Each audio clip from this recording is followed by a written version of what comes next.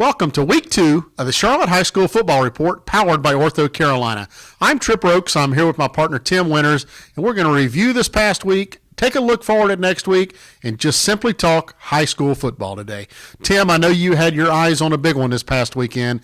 That was the Mallard Creek Butler game. Tell us all about what happened up there. Yeah, two state powerhouses meeting up at Mallard Creek, and the game lived up to all expectations. Brian Hale's Butler Bulldogs jumped out to a 7-0 halftime lead thanks to a smothering defense and this Benny LeMay 33-yard touchdown run. LeMay finished the game running for 105 yards on 18 carries. As far as the Butler defense was concerned, the Bulldogs did a great job pressuring James Smith, often getting into the backfield, making the young quarterback rush his passes and throw off his timing. The Bulldogs' defense limited Mallard Creek to 159 yards of offense in the first half. That is a rare feat with only 10 yards of passing to James Smith. As we see with great teams and great coaching staffs, adjustments were made at halftime.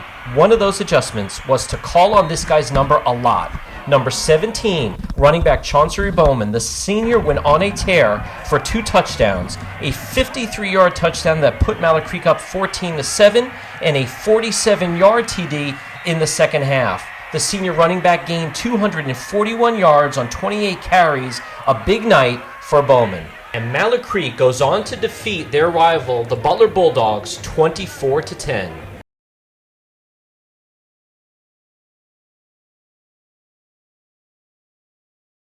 Promising early season matchup turned into a blowout real fast when Vance High School traveled down to play Providence at Panther Stadium. Vance Cougars took early control of the game as Kingsley Affetti passed for nearly 400 yards and 2 touchdowns. Donovan Spencer ran for another 2 touchdowns and 125 yards against one of the better core of linebackers in all of Charlotte. The Vance Cougars held Providence to only 128 yards on offense, leading to just 7 points. That long touchdown came on an 80-yard halfback pass from Jack King to Jordan Fair just before halftime. Vance held control of the game in the second half and ran the score to 42-7 at the buzzer. The Cougars now move to 2-0 on the season, and as you will see later in the show, made a big move up the Ortho 8 high school football rankings.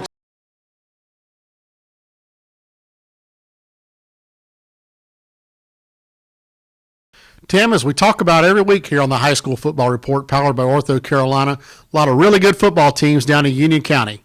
Why don't you take a look at some of the games this past week and tell us what happened? Yeah, 3 big games, in my opinion, 3 teams to really look at that are surprising a lot of people. One, the Piedmont Panthers, coming off of a big victory against Porter Ridge on Friday night, 19-9. Coach Luke Hyatt, first-year coach, coached Anson Bearcats last year, has taken this team. They defeated Hickory Ridge last week, and with their running game averaging 260 yards plus a game in their first 2 games, and a defense forcing a ton of turnovers, a great combination. The Piedmont Panthers surprising everyone with a quick 2-0 start. Now moving on to another coach that deserves a lot of recognition is Shane Griffin for Central Academy. This guy was hired 2 weeks before the season started, and his team has thrown up 2 victories, a shutout in their last game, 49-0 over Highland Tech. We're talking about a Central Academy team, small roster, not much depth, and a coach with very little time to prepare for the season, and he's done an incredible job. Central Academy starting out 2-0. And lastly, the Monroe Redhawks, a 2A school, winning back-to-back games against 2 Union County 3A schools, Sun Valley the first week, and Marvin Ridge this past week.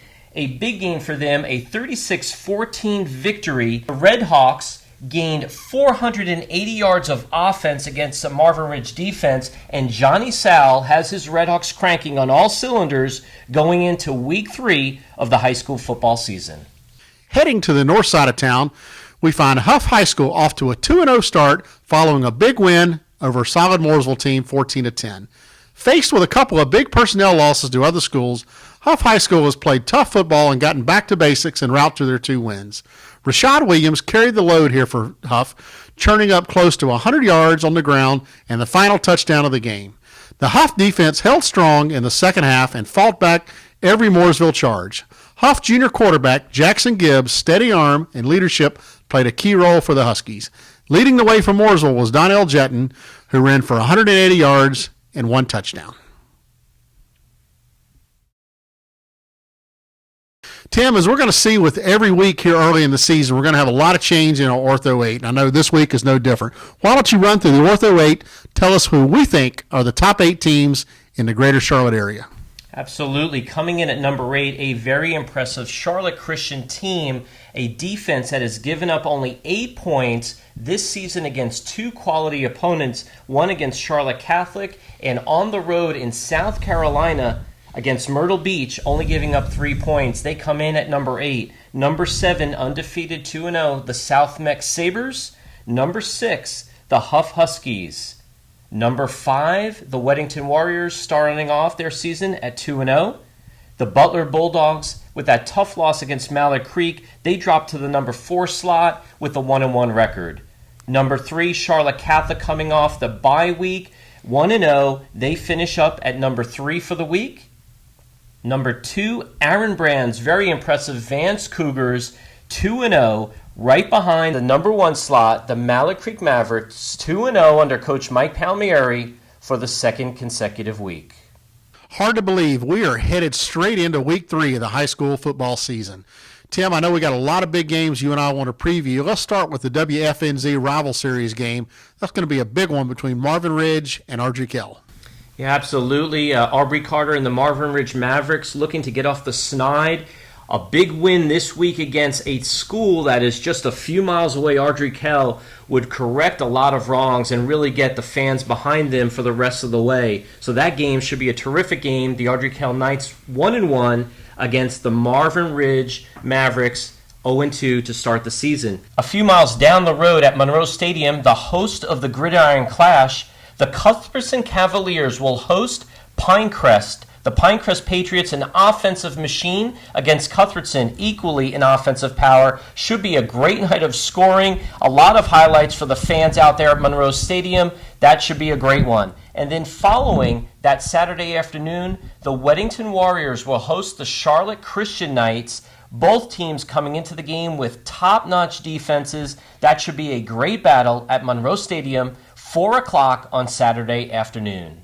So that takes care of Union County for this upcoming weekend. Tripp, what do you have your eyes on for this week? Well, I think as anyone that's been around high school football in Charlotte for a long time knows about the John Cook Cup. That's the annual gathering between Charlotte Catholic High School and Charlotte Country Day. That'll take place at Country Day this year.